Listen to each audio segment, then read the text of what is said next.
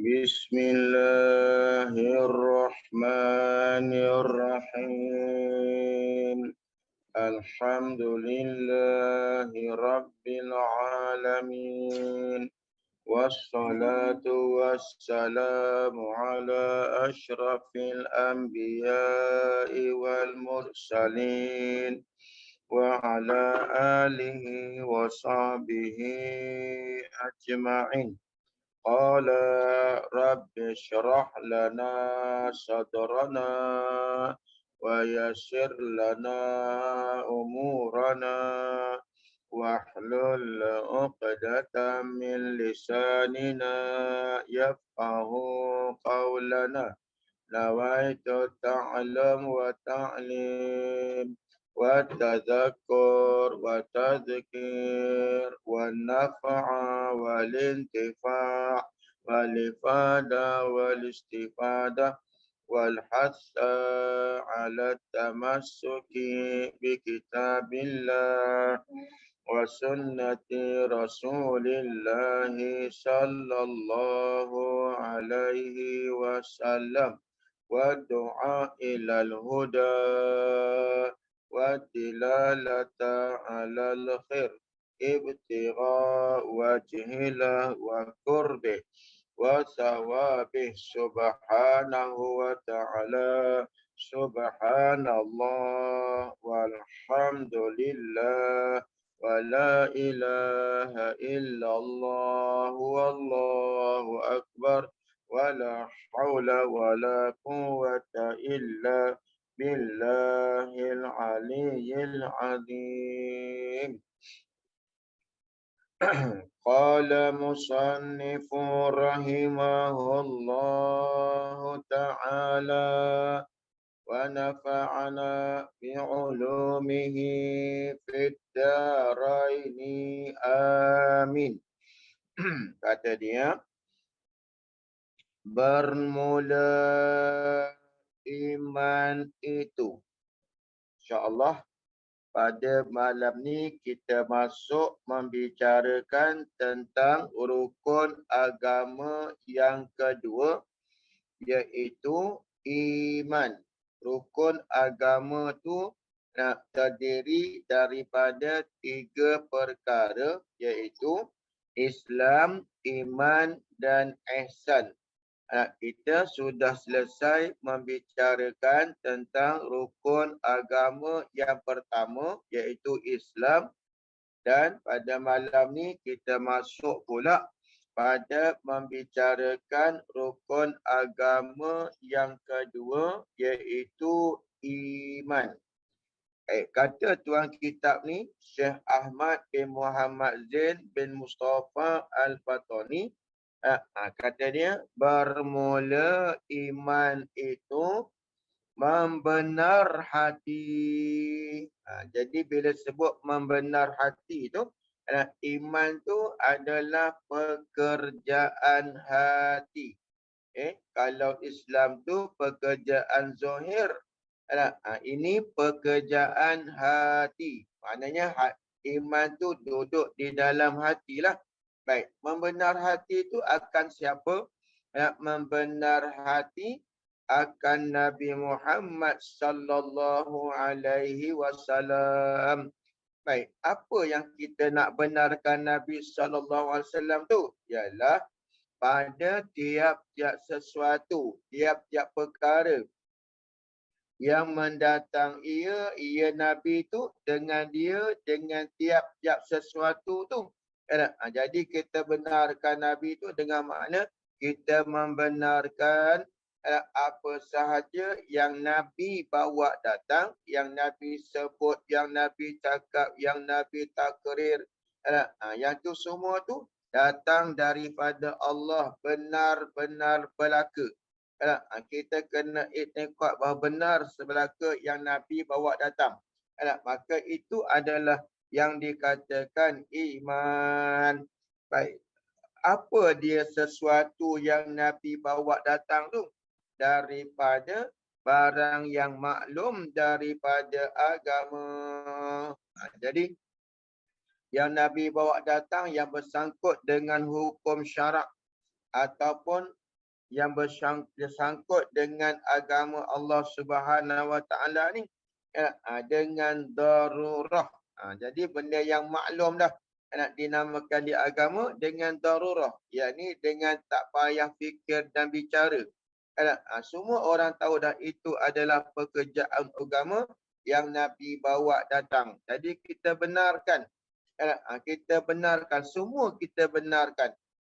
Maksudnya ya, kita ya, tidak ada langsung bangkangan-bangkangan dalam hati. Itulah makna iman. Itulah yang dikatakan iman. Kita kata ya betul, ya betul, ya betul. Apa yang Nabi bawa datang tu semuanya benar-benar berlaku. Baik, tengok ya. Yang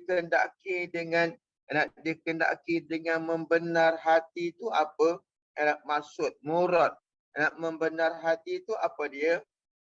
Membenar hati itu dan dikehendaki dengan membenar itu mengikut hati dan menerima hati akan barang yang tersebut. Mana barang yang tersebut tu? Barang yang tersebut tu ialah tiap-tiap sesuatu yang mendatang Nabi tu dengan tiap sesuatu tu daripada agama dengan darurah. Maklum dah yang Nabi bawa datang. Jadi kita pun ikut, kita terima. Hati kita tak ada bangkangan.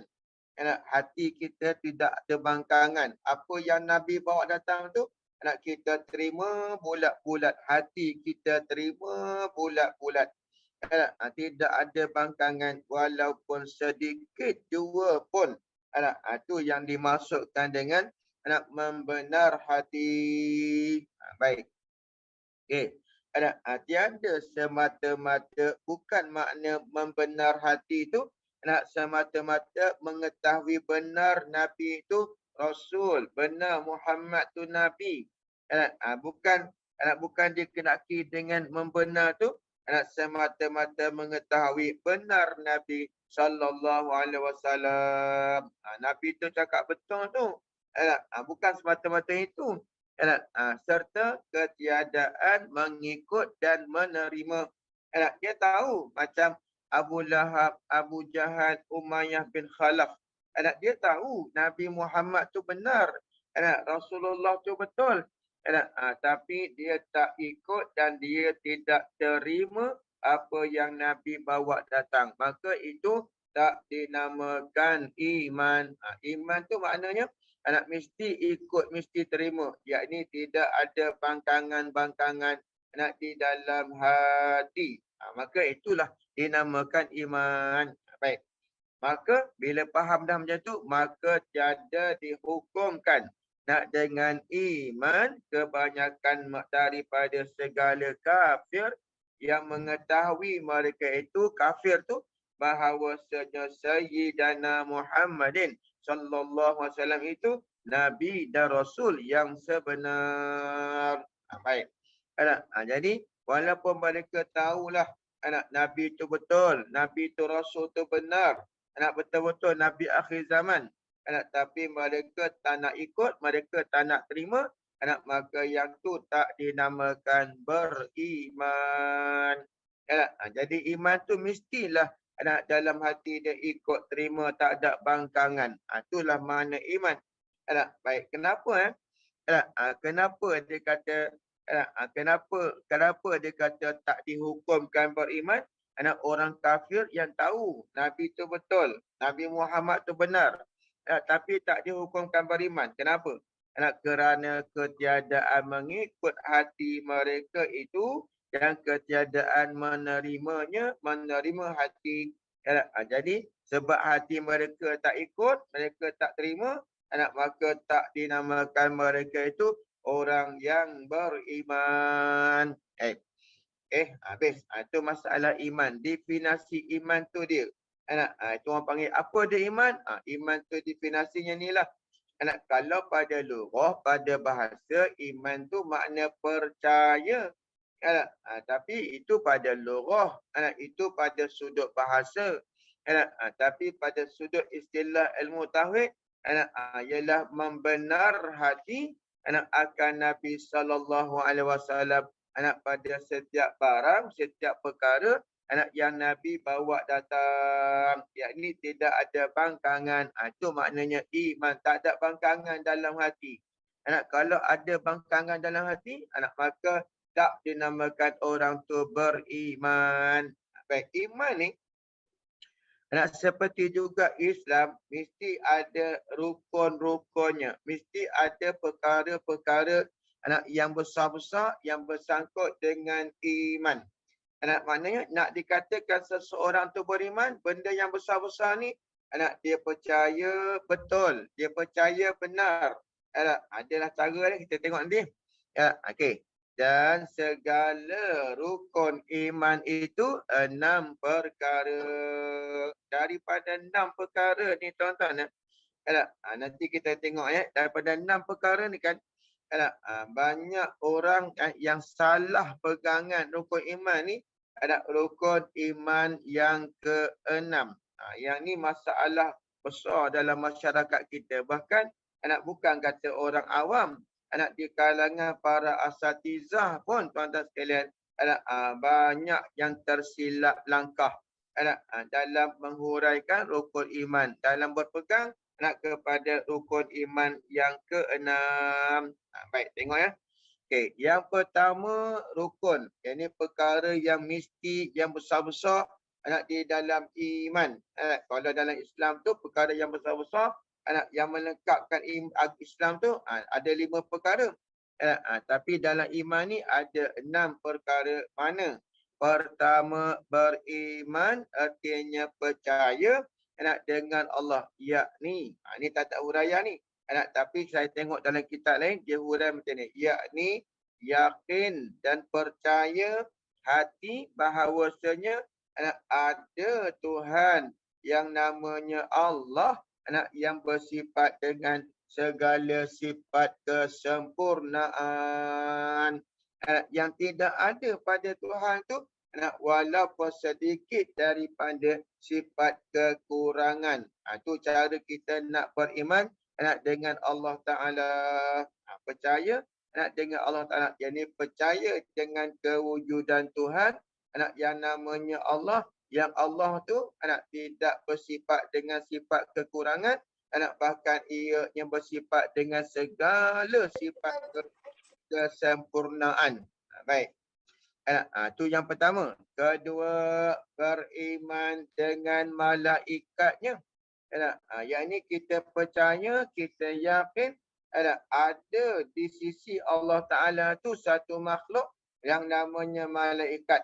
Yang dia telah ditugaskan oleh Allah Ta'ala satu-satu daripada tugas. Ada yang menyampaikan wahyu, ada yang menunggu syurga, ada yang jadi penunggu neraka dan sebagainya lah. Yang itu maklum dah tu. Ada yang ditugaskan untuk menulis kebajikan manusia, kejahatan manusia. Yang cabut nyawa semua tu ditugaskan kepada malaikat. Jadi malaikat ni adalah makhluk Allah Subhanahu Wa Taala.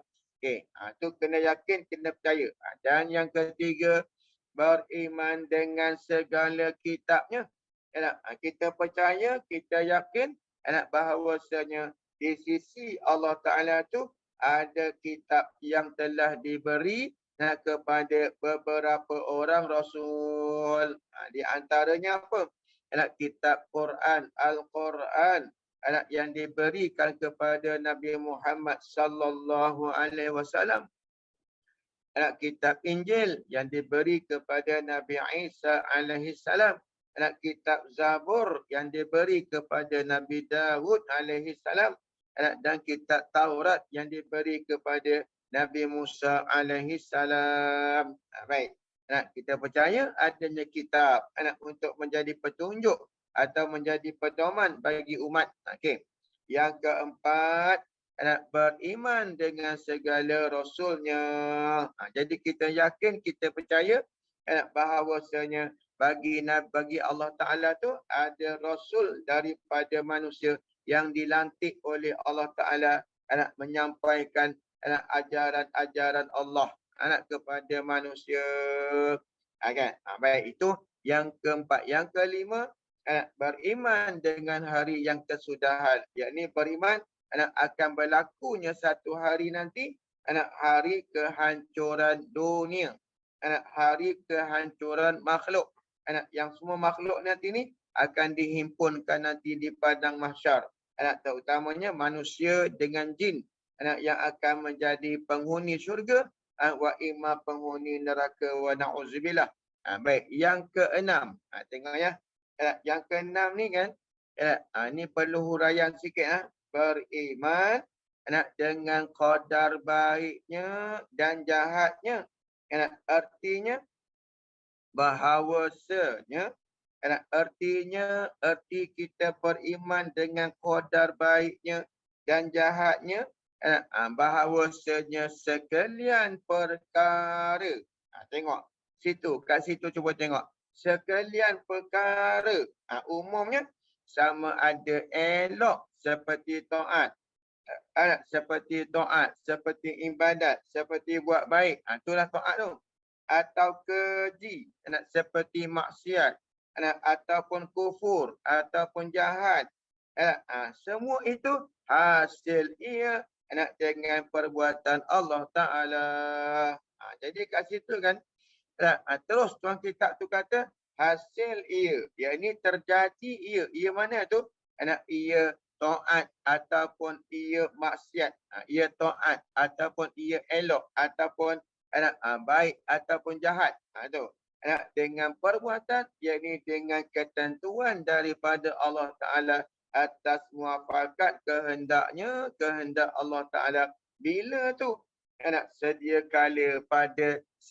kala, yakni pada waktu azali, Allah Ta'ala dah menentukan. Jadi yang berlaku dah faham dalam dunia ni kan, faham kitanya, yang berlaku dalam dunia ni, semuanya sudah ada dah di dalam ketentuan Allah. Baik, jadi kan, kalau ada orang kata gini, kalau ada orang kata kan, dia tu jahat tu bukan Allah menentukan tu, bukan Allah yang buat. Bahkan dia sendiri yang pilih dia tu. Maka tuan-tuan pada ketika itu kita tanyalah macam mana dia percaya dengan qada dan qadar. Kalau dia kata jahat tu manusia tu yang buat, jahat tu kufur tu manusia tu yang pilih sendiri, bukan Allah yang menentukan. Maka pada ketika tu bagaimana dia nak beriman dengan qada dan qadar? Macam mana? Mana cara dia beriman dengan qada dan qadar kalau macam keadaan dia? Ni yang cakap macam ni ramai ustaz-ustaz juga ni. Yang cakap kata Abu Jahal tu lah yang sendiri pilih nak jadi kafir tu. Jadi kafir tu Abu Lahab tu lah. Dia kata macam tu. Bahkan ada pula yang kata tu, adakah Allah Ta'ala menentukan kejahatan, kesesatan manusia? Oh, tentu tidak, dia kata. Tu pun sama juga tu. Baik. Padahal kita percaya qada tu, baik ke jahat ke, datang daripada Allah. Allah yang tentukan sejak azali. Baik. Okey. Jadi kan, sebab itulah tuan-tuan, yang keenam ni, rukun iman yang keenam ni kan, saya kata sangat-sangat berbahaya kalau kata begitu. Sebab itulah dalam hadis Jibril tu, saya ringkaskanlah. Bila Jibril bertanya kepada Rasulullah kan hadis riwayat daripada Sayyidina Umar tu, datang seorang lelaki, rupanya putih pakaiannya, rambutnya hitam berkilat, tu semua tahu dah hadis tu. Ada dalam hadis dalam hadis Riyadhus Shalihin, tak silap saya pun ada. Dalam hadis mana lagi ada tu kan. Baik, hadis tu dalam hadis 40 pun ada tu. Baik. Jadi kan bila ada dan Jibril tanya tentang iman tu, ya Muhammadu, wa ma huwal iman? Muhammad, kata Jibril. Maksud tu Jibril tu dia merupakan sebagai seorang manusia lah. Muhammad, apa tanda iman?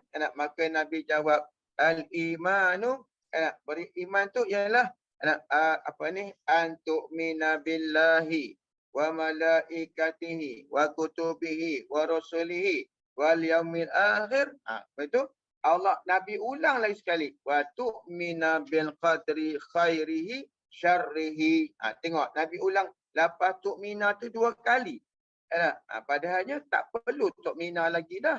Tapi kenapa Nabi ulang 2 kali? Antu'mina billahi. Satu kan? Antu'mina billahi wa malaikatihi wa kutubihi wa rasulihi wal yaumil akhir. Lepas tu Nabi ulang balik. Wa tu'mina bil qadri khairihi syarrihi minallah. Bahawa kamu beriman dengan Allah, dengan malaikat, dengan kitab, dengan nabi, dengan dengan rasul. Lepas tu dengan hari kiamat. Lepas tu dan kamu beriman dengan qada qadar. Baik. Kenapa Nabi ulang tu banyak kali, 2 kali Nabi ulang tu? Kenapa? Sebab tuan-tuan gantang sinilah yang banyak menyebabkan manusia tu tergelincir akidah mereka, keimanan mereka, tuan-tuan sekalian. Baik. Jadi nak tahu tak? Nanti kata saya lambat pula. Ni nak cepat-cepat ni. Nanti kata saya lambat lah, dah tahu dah lah. Kata macam tu pula. Ni cepat-cepat ni kan. Saya cepat-cepat. Lepas tu nak cepat macam mana lagi pun saya tak tahu dah ni. Qada tu mana apa qada tu? Qada tu makna ketentuan Allah Ta'ala sejak azali dengan sifat iradatnya. Itu pandangan Imam Sya'ari tu. Qadar pula ialah ialah pelaksanaan kepada ketentuan. Allah dah menentukan akan berlaku sekian. Dulu lagi, sejak azali. Sampai masanya Allah Ta'ala pun buat. Yang buat tu kudrat. Kudrat pula buat. Kudrat pula buat. Kudrat buat. Bila kudrat buat, itu nama apa? Itu namanya qadar. Ini yang saya hurai ini di sisi mazhab Imam Abu Hasan Asy'ari. Kalau di sisi mazhab Maturidi, dia lain pula. Maturidi itu dia terbalik. Qada tu ialah pelaksanaan, qadar tu adalah ketentuan. Dia terbalik. Kalau Maturidi, dia terbalik. Di sisi Maturidi kan, qadar tu adalah penentuan iradat. Qadar qada tu lah yang dinamakan pelaksanaan. Ala kulli hal tak kira. Baik, jadi kita fahamlah kan, segala-galanya sudah ditentukan oleh Allah Ta'ala sejak daripada azali. Boleh berubah ke tak boleh berubah? Tak boleh berubah. Di sisi sifat kudrat iradat Allah Ta'ala ni tak boleh berubah. Ustaz, sedangkan Nabi ada kata, Nabi ada kata, ni banyak yang pegang macam ni. Nabi ada kata, la yuratu qada illa bidu'a. Nabi kata, tidak berubah qada tu melainkan dengan doa. Jadi doa tu boleh mengubah, dia kata. Baik tuan-tuan ya.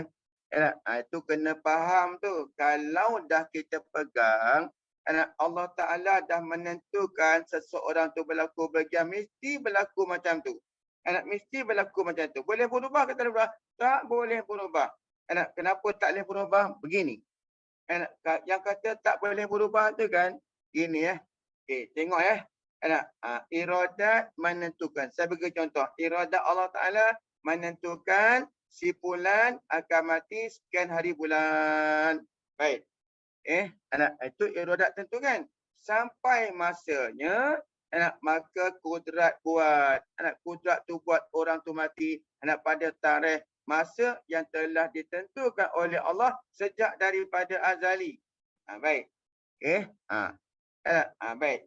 Yang Allah tentukan tu, yang iradat tentukan tu, maka itulah yang diketahui oleh ilmu Allah lah. Ilmu Allah Ta'ala tu mengetahui apa sahaja yang ditentukan oleh Allah oleh iradat Allah lah. Iradat tentu, maknanya menentukan akan berlaku sekian, akan jadi bagian. Maka semua yang ditentukan oleh iradat tu diketahui oleh sifat ilmu Allah. Jadi Allah tahu dengan sifat ilmu dia lah. Baik. Jadi kalau berubah, ada masalah. Rosaklah jadi ilmu Allah Ta'ala tu. Maksud jadilah Allah Ta'ala tu jahil. Macam mana jadi Allah tu jahil? Katalah iradat menentukan akan berlaku hujan ribut pada tarikh sekian. Tiba-tiba kan kudrat tak nak buat. Dia ubah masa tu jadi panas. Masa tu tuan-tuan sekalian. Lepas tu kita berubah. Berubah jadi panas. Bukan jadi hujan ribut. Iradat tentukan dulu sejak dari ribut. Tiba-tiba kudrat buat panas terik. Yang ilmu tahu hujan ribut. Tiba-tiba jadi panas terik tuan-tuan sekalian. Kalau berubah. Maka jadilah pada ketika itu. Apa dia? Sifat ilmu Allah Ta'ala tu rosak sifat ilmu Allah Ta'ala tuan-tuan sekalian. Jadi jadi makna macam mana? Jadi maknanya yang ilmu tahu yang hujang ribut tadi ni tak jadi. Tapi dia tahu hujang ribut. Tiba-tiba tak jadi. Maka pada ketika itu rosak tak ilmu Tuhan tu. Sebab itulah tak boleh kata berubah. Okey, kalau macam tu macam mana yang Nabi kata hadis kata la yuraddu qada illa bidu'a tu. Tidak berubah qada tu melainkan dengan doa. Baik. Ini kan tuan-tuan, kalau saya nak baca kitab tu nanti lambat pula. Nak cepat-cepat ni. Cepat bagi habis ni. Nanti lambat pula. Okey. Cuba kalau tuan-tuan semua ada hadis 40, balik nanti ni, lepas kelas nanti ni, ambil kitab hadis 40 tu, tengok dalam hadis yang keempat. Saya ringkas je.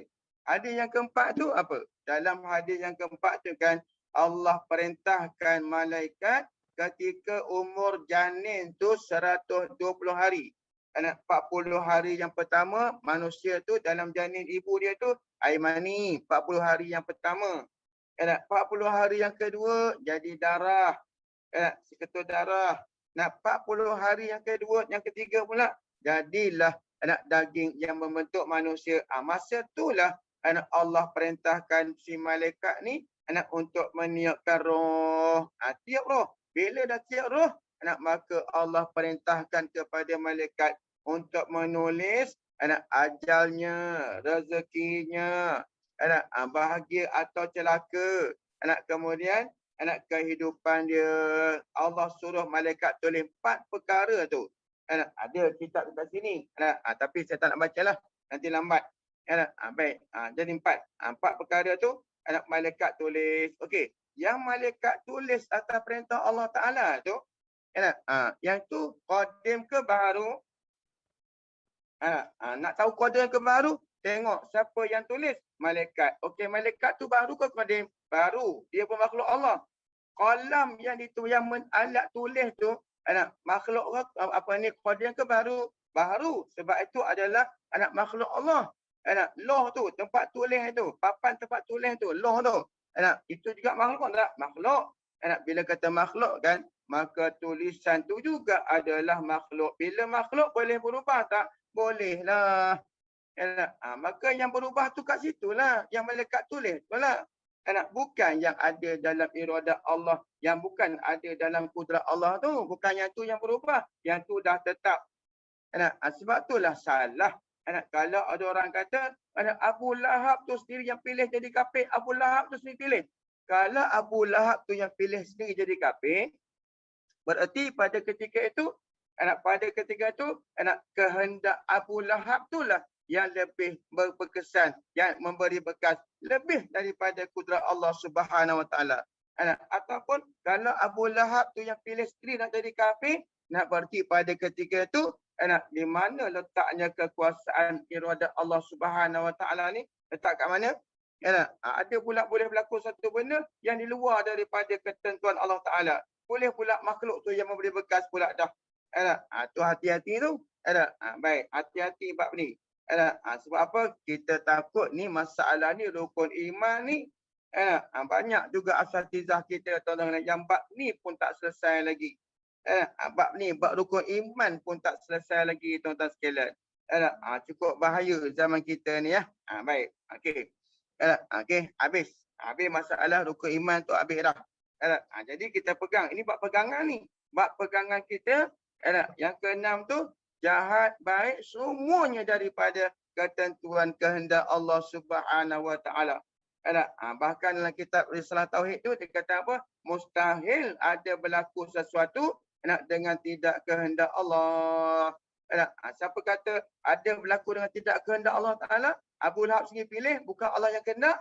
Maka tuan-tuan sekalian, iman dia macam mana saya pun tak tahulah. Tu tuan-tuan sendirilah. Anak, tuan-tuan fikirkanlah anak kalau yang kata macam tu tu. Baik. Anak, kemudian okey. Anak, ya pegang ya. Jadi dia kata anak saya ulang sikit. Dia kata sekalian perkara sama ada elok seperti taat atau keji seperti maksiat hasil yang terjadi dua-dua tu anak sebab benda baik tu benda elok tu taat tu anak atau maksiat tu hasil dengan perbuatan apa maksudnya perbuatan maknanya kudrat Allah Subhanahu Wa Taala yang muafakat dengan kehendaknya kehendak iradat Allah Taala tu pada sedia kala baik bermula ihsan itu berbuat baik. Ni masuk pula rukun agama yang ketiga. Rukun agama ketiga iaitulah ihsan. Rukun pertama Islam. Rukun yang kedua iman. Rukun yang ketiga ihsan. Ni kita masuk pula ihsan. Okey. Bermula ihsan itu berbuat baik dengan ikhlas oleh seseorang pada segala taatnya dan iaitu beribadat kita akan Allah Taala padahal seolah-olah kita melihat akan dia maka jadi patut bahawa berpaling kita kepada yang lain dengan batin atau bermula ihsan itu berbuat baik. Tengok ihsan tu rukun agama yang ketiga.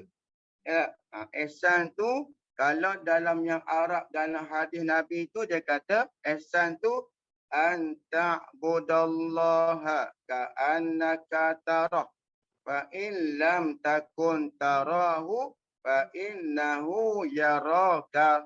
Tu yang dalam hadis Nabi kata bila Jibril tanya wa ma huwa ihsan ya Muhammad. Apa dia ihsan tu ya Muhammad? Jibril tanya. Nabi pun jawab anta budallaha ka'annaka tara fa illam takun tarahu fa innahu yarak.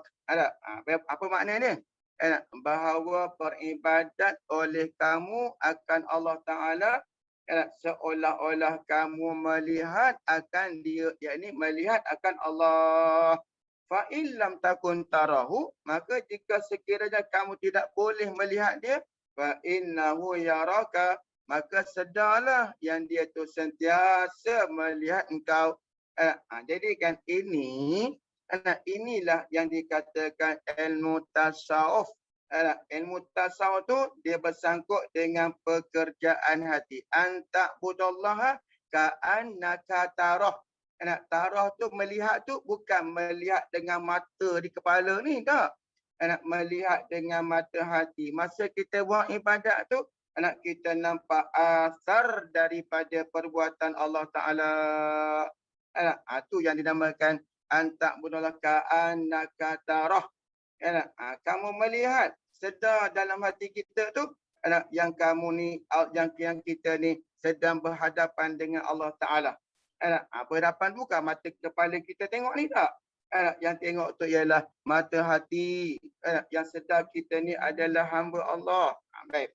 Kalau tak boleh datanglah perasaan tu dalam hati tu macam tu, maka fikir pula yang kedua. Apa dia makam yang kedua dalam ihsan ni? Makam yang kedua tu adalah fa illam takun tarah, maka jika sekiranya kamu tak boleh melihat dia, tak boleh sampai pada makam yang pertama ni, maka hendaklah kamu sedar yang Allah Taala tu sentiasa melihat kamu. Jadi kalau ada dua makam ni pada kita, ihsan ni kan maka kita punya ibadat jadi baik, selamat. Tapi tengok tapi minta maaf saya cakap ni makam ihsan ni kan kenapa letak makam ihsan tu letak nombor 3? Yang pertama tu Islam, ihsan, iman. Iman, Islam. Kenapa letak itu? Kerananya ialah nak sampai kepada makam ihsan tu maka kenalah fiqh kita lepas. Kemudian tauhid terutamanya. Tauhid kita dengan Allah Ta'ala lepas. Betul kita punya pegangan dalam tauhid Ahlussunnah wal Jamaah betul. Baru kita boleh sampai kepada maqam ihsan. Ni kadang-kadang Anak fiqh pun tak tentu hala lagi. Anak apa ni tauhid pun tak tentu hala lagi. Anak sampaikan tak tahu mana dia qada tu makna apa pun tak reti lagi. Anak bercakap tinggi-tinggi bab tasawuf. Anak itu boleh kata hampir kepada pembohongan. Minta maaf tu. Minta maaf banyak-banyak macam tu, minta maaf banyak-banyak. Baik. Jadi dalam kata ihsan tu apa? Berbuat baik. Ini katakan yang kata tak budallah. Bahawa buat ibadat oleh kamu oleh kamu akan Allah. Mana kita buat baiklah. Dengan bahawa ikhlas. Tengok ini semua persoalan ni persoalan tasawuf. Ikhlas tu apa dia? Ikhlas tu ada dua makam ataupun ada dua definisi yang guru saya bagi. Yang pertama apa dia? Yang kata ikhlas tu apa dia? Yang pertama makam yang rendah lah. Makam yang tak tinggi. Makam tu boleh dicapai. Tapi perlulah kita kena belajar dulu. Apa dia? Istiwa'ul madhi wazami. Tu makam rendah. Tak ikhlas makam yang rendah. Apa dia? Bersamaan pada puji dan cela. Masa buat ibadat tu kan, kalau ada orang puji kita, kita tak rasa apa-apa.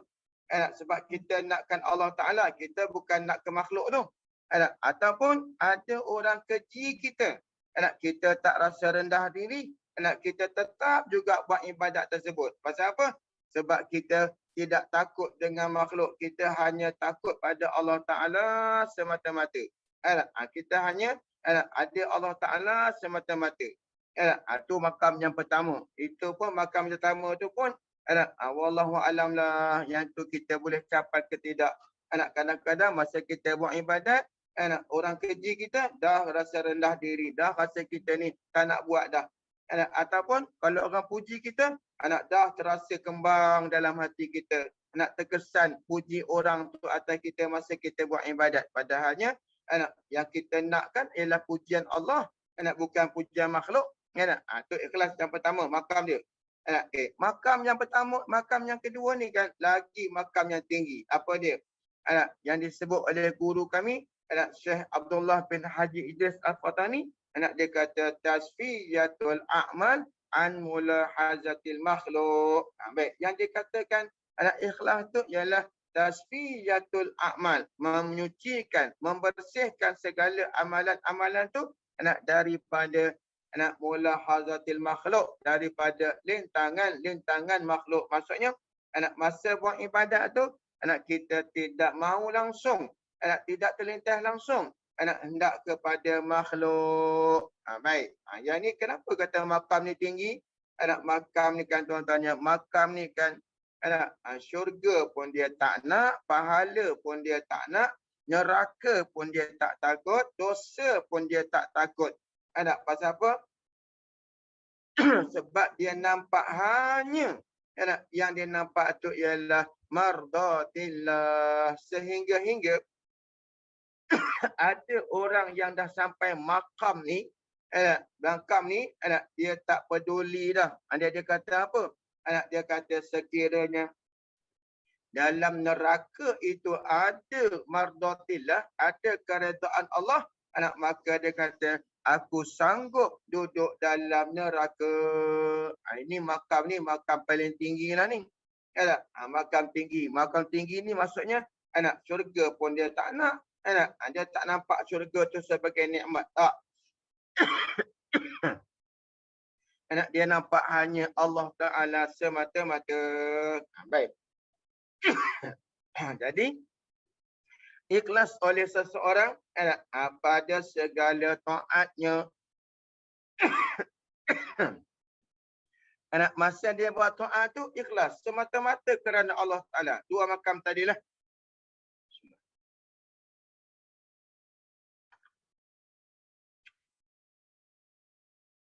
Baik. Jadi bila sebut dua makam tu, itu dua makam ikhlas. Buat ibadat kena ada ikhlas. Baik. Dan iaitu ikhlas tu apa dia? Ikhlas tu beribadat kita orang yang mukallaf tu. Yang diwajibkan itu buat ibadat tu.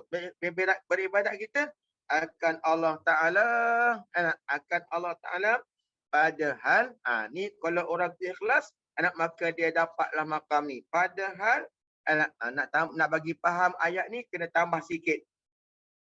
Padahal, waktu kita berbuat ibadat tu, seolah-olah kita melihat akan dia, akan Allah Ta'ala.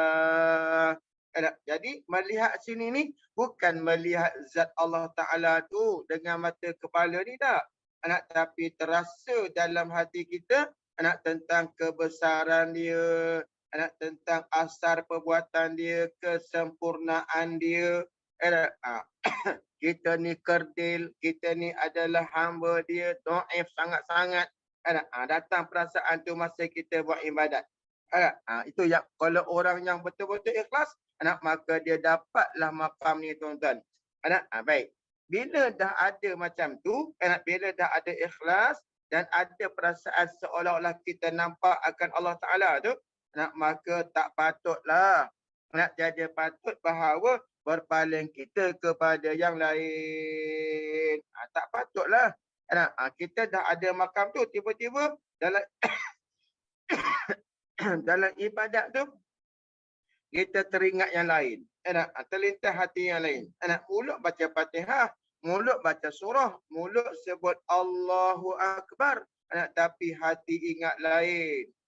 Itu maknanya orang tu tidak dapat lagi makam ihsan. Orang tu tak dapat makam ihsan. Orang tu tak dapat makam ihsan. Okay?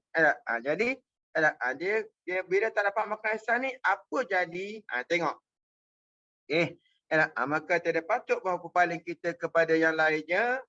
Tak patut tu dengan berpaling tu dengan batin, dengan hati kita. Masa ibadat tu hati kita berpaling.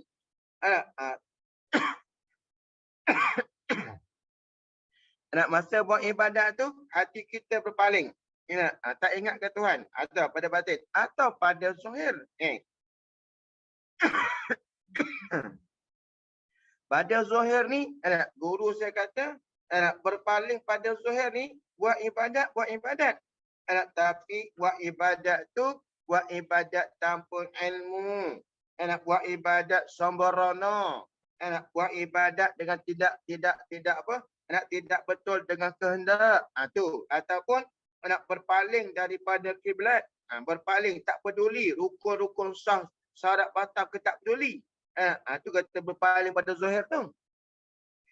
Padahal kita mengetahui kita bahawasanya Allah Ta'ala itu melihatkan kita. Padahal kita sedar dah yang Allah Ta'ala itu melihat kita. Sebab tu tuan-tuan, daripada makam ihsan ni lah akan lahirnya apa dia? Akan lahirnya taqwa. Sebab itulah Nabi kata, Allah Ta'ala firman dalam Quran, innama yakhsyallaha min ibadihil ulama. Sesungguhnya orang yang paling takut akan Allah Ta'ala daripada hamba-hambanya itu ialah ulama. Ulama ni lah pasal apa? Dengan ilmu tu dia jaga ibadatnya. Dia tahu nak buat ibadat tu macam mana. Tapi kalau orang yang jahil, maka terhalang dengan sebab kejahilan dia tu, terhalang untuk dapat ihsan. Pasal apa terhalang pula? Sebab ibadat tu mungkin salah, mungkin tak betul, mungkin tak kena, sebab dia tak ada ilmu. Ni yang kita ramai zaman kita ni macam ni lah. Ramai yang tak mengaji. Fiqh pun tak mengaji sehingga kan kita tak tahulah dalam niat tu apa dia, dalam sembahyang niat tu apa dia pun kita tak tahu. Yang kita tahu usolli itu aja. Usolli itu bukan niat. Usolli itu adalah lafaz niat. Bukan niat. Jadi kadang-kadang cuba tengok orang Malaysia sembahyang kan, angkat takbir Allah. Namun angkat takbirnya. Kadang-kadang jadi menyebabkan tidak sah sembahyang dia. Allah Akbar tak dengar. Allah sebab dah panjang sangat tu, nafas nak habis dah tu. Bar tak dengar. Akbar tak dengar. Dengar bar aja. Yang macam tu tak sah tu. Tak sah sembahyang macam tu, tak sah sebut takbir tu tak sah. Bila kita tanya dia kenapa panjang sangat tu? Oh, kita nak baca niat. Oh, baca niat. Niat tu bukan jenis baca. Nak baca niat dalam hati. Sahaja aku semayang padu isyak 4 rakaat mengikut imam pada kiblat. Kerana Allah Ta'ala. Itu panjang nak kena Allah. Kadang-kadang sampai tak masuk. Pasal apa jadi macam tu? Sebab tak ada ilmu lah tu. Sebab padahalnya kalau kita ngaji, qasad tarak ta'yin tu dah mudah dah. Kita takbir dah mudah dah tu. Baik. Jadi kan, berpaling dengan batin, berpaling dengan zahir ni, maka tuan-tuan sekalian, orang yang tidak dapat makam ihsan. Kalau dalam bentuk ibadat tu, batinnya lari sana, ingat sana, ingat sini. Zahirnya pula tak peduli ilmu tu macam mana. Maka orang macam ni, tak dapat makam ihsan. Baik. Okey. Kemudian, padahal mengetahui kita bahawasanya Allah Ta'ala tu melihatkan kita. Walaupun kadang-kadang kita sedar ya Allah tu melihat kita. Tapi kenapa masih lagi berpaling hati tu kepada yang lain? Ingat yang lain dalam semayang. Kenapa kita malas lagi nak nuntut ilmu tu? Kenapa? Kerana jahil tu lah. Maka malu kita pada ketika itu, ketika mana ni? Ketika mengetahui kita yang Allah Ta'ala tu melihat kita. Jadi mana fahamnya? Makam ihsan ni ada dua makam. Satu makam yang tinggi iaitu dapat melihat Allah Ta'ala dengan hati. Dan yang keduanya ialah sedar kita yang Allah tu melihat kita. Jadi kan nak dapat dua makam ni tuan-tuan ya. Bagi saya ikut guru-guru saya, dia kata selesaikan dulu fiqahnya, tauhidnya. Lagipun kan ayat yang mula-mula Allah Ta'ala turun apa dia? Ayat Iqra' bismi rabbikal ladzi khalaq. Iqra' tu maksud suruh baca lah tu. Suruh ngaji lah, cari ilmu lah. Apa itu? Ayat yang kedua turun ayat apa? Surah apa? Surah Al-Muzammil. Ya ayyuhal muzammil qumil laila illa qalila. Bila dah ada ilmu, maka kena beramal. Ayat yang ketiga pula turun, ialah ya ayyuhal muddathir qum fa'anzir. Bangun beri peringatan. Maka dakwah lah. Baik, tengok ya. Kemudian kata dia dalam okay, dan ihsan ini tengok ihsan ni syarat bagi kesempurnaan Islam dan iman. Ihsan ni syarat bagi kesempurnaan. Maknanya kalau orang tu tak boleh mencapai makam ihsan yang dua tu. Satu, tak boleh melihat Allah Ta'ala. Yang kedua, walaupun dia dia tak sedar yang Allah Ta'ala tu memantau dia, melihat dia. Maka orang yang tidak ada makam ihsan ni, maka tak sempurnalah Islamnya, dan tak sempurnalah iman. Tak sempurna ihsan, tak sempurna Islam dia, tak sempurnalah iman dia tuan-tuan sekalian. Iman tu iman lah, tapi iman tu tak sempurna. Cacat sana, cacat sini, berlubang sana, berlubang sini. Islam pun macam tu juga. Walaupun dalam buat ibadat, tapi masih lagi terjerumus dalam maksiat. Masih terjerumus lagi dalam dosa. Masih lagi dalam keadaan lalai dalam ibadat. Sebab tu, sebab tidak ada makam ihsan. Okey. Maka tiada sempurna kedua-duanya. Islam dan iman itu melainkan dengan ihsan. Nasib baiklah tuan-tuan sekalian. Ulama kita ni mengatakan macam ni. Kalau dah dia kata tuan-tuan ya, kalau dah dia kata bahawasanya ihsan itu syarat sah iman Islam dan iman. Nanya kita tuan-tuan. Kalaulah ulama-ulama ni berkata dan bermula ihsan itu syarat bagi sah Islam dan iman. Letihlah kita tuan-tuan. Sebab kita ni makam ihsan tak capai. Mana bukti je makam Islam kita tak capai? Buktinya mana? Buktinya tuan, Allahu Akbar. Angkat takbir aja. Hati tu mula dah pergi merangkak tempat lain. Ada yang mengangkat sampai ke Benut Johor. Ada yang mengangkat sampai ke Pasir Mas tu. Wangkaknya masya-Allah. Tak tahu ke mana pergi dia. Hati tu. Hati tu pergi ke mana-mana pun tak tahu. Jadi kalau macam tu kan, buktilah nyatalah yang bahawasanya kita ni tak ada makam ihsan. Jaga baik ya. Jaga elok-elok kita insya-Allah ya. Sebab itulah kita ni tuan-tuan, dapat kita menadak kitab ni pun dah alhamdulillah lah. Mudah-mudahan kan menjadi perisai bagi kita nanti di akhirat. Okey. Kemudian kata dia bermula permulaan barang yang wajib pada syarak atas temukan itu iaitu orang yang akil lagi balik sama ada laki-laki atau perempuan itu bahawa mengenali akan Allah Taala. Wallahu a'lam. Kita petiakan dulu. InsyaAllah nanti kalau panjang umur kita sambung lagi lah. Bermula permulaan barang. Wallahu a'lam bisawab. Ada soalan ke?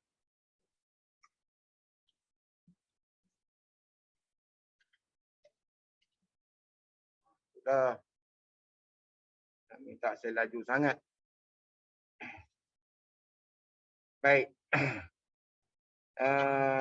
Qada dan qadar. Yang ini kan banyak di kalangan umat Islam. Bahkan bukan kata orang awam. Bukan kata orang awam ni tak. Bahkan kadang-kadang ada orang yang ada doktor. Bahkan ada orang yang digelar ustaz, digelar ulama oleh masyarakat awam ni.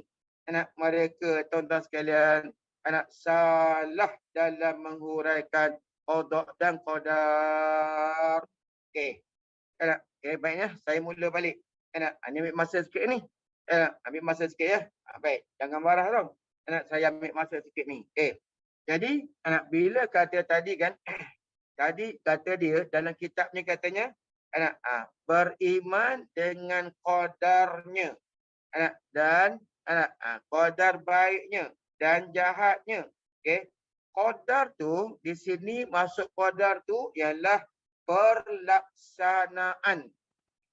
Maknanya kan perlaksanaan atas ketentuan. Sebab itulah tapi dalam kitab ni dia tak letak dua-dua. Tapi kalau dalam kitab lain dia letak dua-dua. Percaya kalau ambil hadis tu kan, ambil hadis ya, ambil hadis. Ambil hadis. Mana hadis tu? Hadis Jibril tu tuan-tuan, hadis Jibril kan. Nanti saya baca hadis Jibril tu. Saya ringkas-ringkas je ni. Ringkas tak ringkas sangatlah. Hadis Jibril tu kata masa Jibril bertemu dengan Rasulullah dalam keadaan merupa sebagai seorang manusia kan. Bila Nabi tanya, ya Muhammad, wa ma huwal iman? Nabi jawab macam mana? Antu'mina billahi, bahawa engkau beriman, percaya dengan Allah, wa malaikatihi, dan percaya dengan malaikatnya, wa kutubihi, dan segala kitab-kitabnya, wa rusulihi, dan segala rasul-rasulnya, wal yaumil akhir, dan pada hari akhir. Percaya dengan hari akhirat ni. Wa tu'mina bil qadri khairihi syarrihi. Ni qadar ni. Pasal apa dia tak qadar? Nabi kata qadar saja. Tak ada qadar. Sebabnya ialah qadar tu ialah perlaksanaan. Tapi ingat, pelaksanaan tu maksudnya ialah kudrat Allah Ta'ala buat apa yang telah ditentukan oleh iradat. Iradat Allah Ta'ala ni, kerja dia ni, iradat ni ialah menentukan pada tarikh sekian-sekian hari bulan akan berlaku demikian. Macam berlaku di Kedah kan. Kepala air dekat Gunung Jerai tu, dekat Iyan tu habis banjir. Itu sebenarnya sudah ditentukan oleh Allah Ta'ala sejak daripada azali. Tak ada sekian akan berlaku sekian. Itu namanya apa tu? Itu namanya qada. Pelaksanaan tu belum berlaku lagi. Maksud tu manusia belum ada lagi, makhluk belum ada lagi. Tapi iradat dah menentukan sejak daripada azali akan berlaku sekian. Sampai masa tarikh yang ditentukan oleh Allah tu, Anak, maka kudrat pun buat. Kudrat yang ada pada Allah tu buat. Anak, berlakulah benda tu. Anak, bila Allah buat, berlakulah benda tu. Anak, baik. Bila berlaku benda tu kan, anak, berlaku benda tu, anak, maka dia namakan itu qadar. Anak, jadi kan, anak, jadi yang kita faham daripada kenyataan dalam kitab ni, anak, bahawasanya semua benda ni anak sudah ditentukan oleh Allah Ta'ala berlakunya. Anak, sebab itulah berlaku. Sebab itulah berlaku. Anak, sebab itulah berlaku. Dan anak, kita wajib pegang apa? Anak, yang Tuhan tentukan ni, iradat tentukan ni, yang kudrat buat ni, anak, sudah tetap dah. Anak, sudah tetap. Dia tak boleh berubah-ubah. Tak boleh. Anak, macam saya kata, kenapa tak boleh berubah pula? Anak, kerana kalau berubah ketentuan Allah ni, anak, maka jadi punah. Anak, jadi rosaklah ilmu Allah. Macam mana? Pegang pada kaedah ni. Kaedah ni. Anak, tiap-tiap yang ditentukan oleh iradat, anak, maka itulah yang diketahui oleh ilmu. Macam tu juga. Tiap-tiap yang diketahui oleh ilmu, anak, maka itulah yang ditentukan oleh iradat. Anak, maka tak lari. Anak, tak lari. Tiap-tiap yang ditentukan oleh iradat, maka itulah diketahui oleh ilmu. Ataupun tiap-tiap yang diketahui oleh ilmu, anak, maka itulah yang ditentukan oleh iradat. Dan tiap-tiap yang ditentu oleh iradat dan yang diketahui oleh ilmu ni, maka itulah yang dilaksanakan oleh kudrat. Anak, jadi anak, faham selapis lagi apa? Anak, tidak ada sesuatu yang berlaku dalam dunia, luar dunia ni. Anak, kalau berlaku, tidak ada yang terkeluar daripada ketentuan iradat dan tidak keluar daripada perbuatan kudrat. Tidak keluar daripada ketentuan iradat Allah dan tidak terkeluar daripada perbuatan Allah. Jadi maknanya apa yang berlaku, itulah yang dibuat oleh kudrat, dan itulah juga yang ditentu oleh iradat, dan itulah yang diketahui oleh ilmu. Kalau berubah, rosaklah ilmu. Kenapa? Sebab bila berubah, kudrat tak nak buat. Yang iradat tentukan panas. Tiba-tiba kudrat buat hujan. Berubah namanya tu.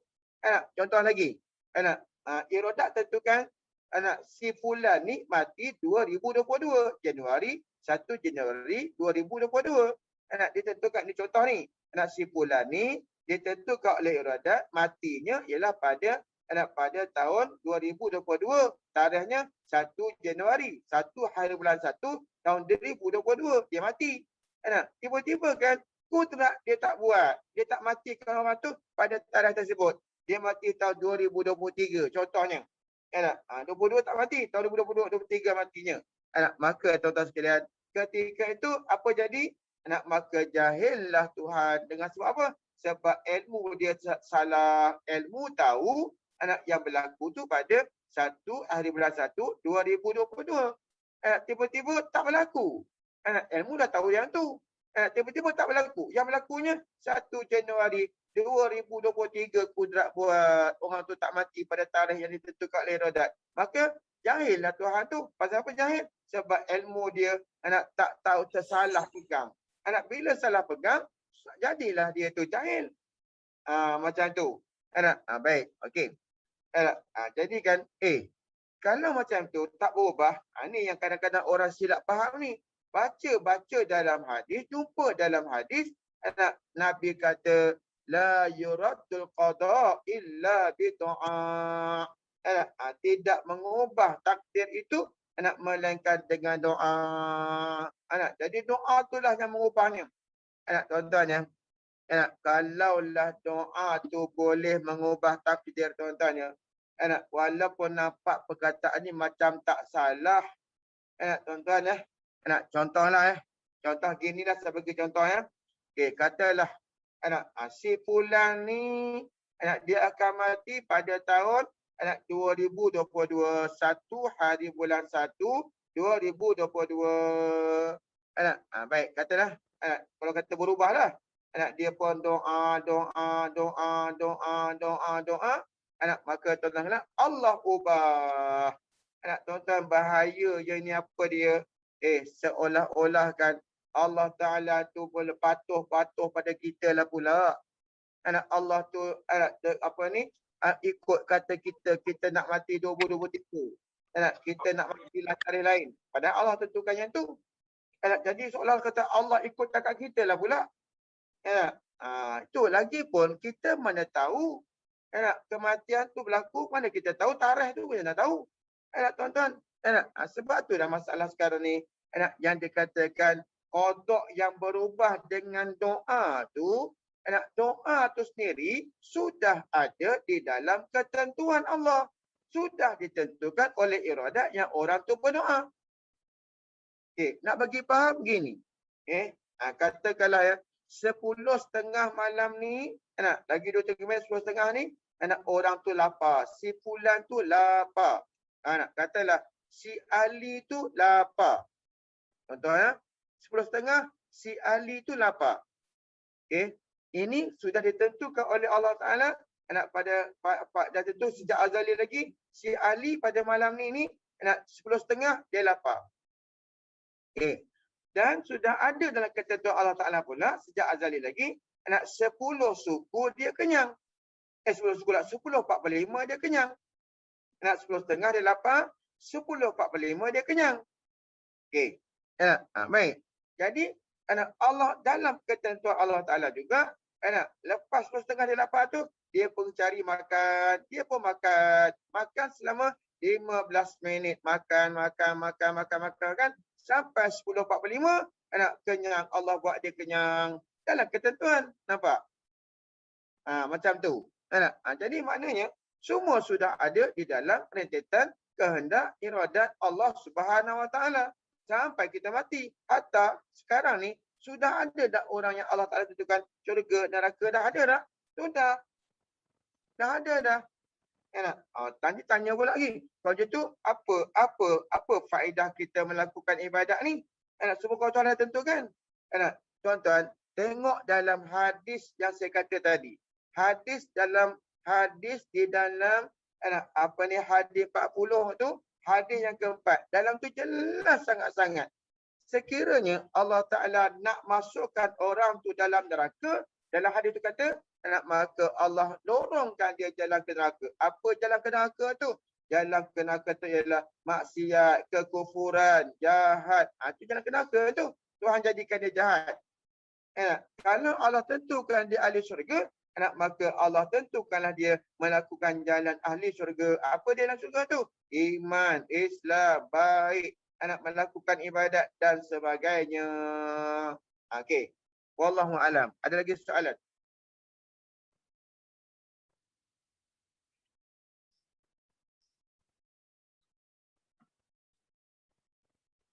Tak ada.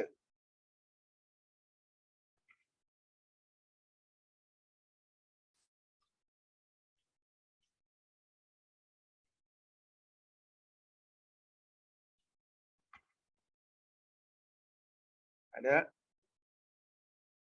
Ada dah. Baik. Wallahu alam, kita berhenti setakat ini dulu, insya-Allah. Kita sambung pada masa akan datang. Bismillahirrahmanirrahim. Alhamdulillahirabbil alamin.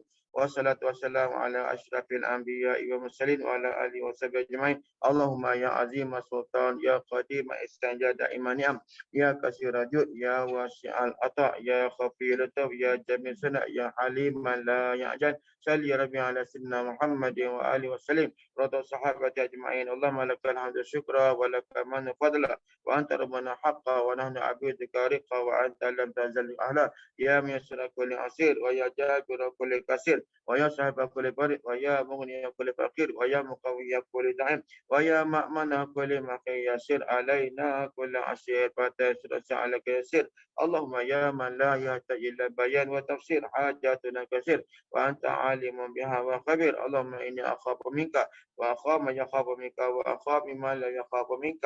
الله بحق من يخاف منك نجنا مما لا يخاف منك.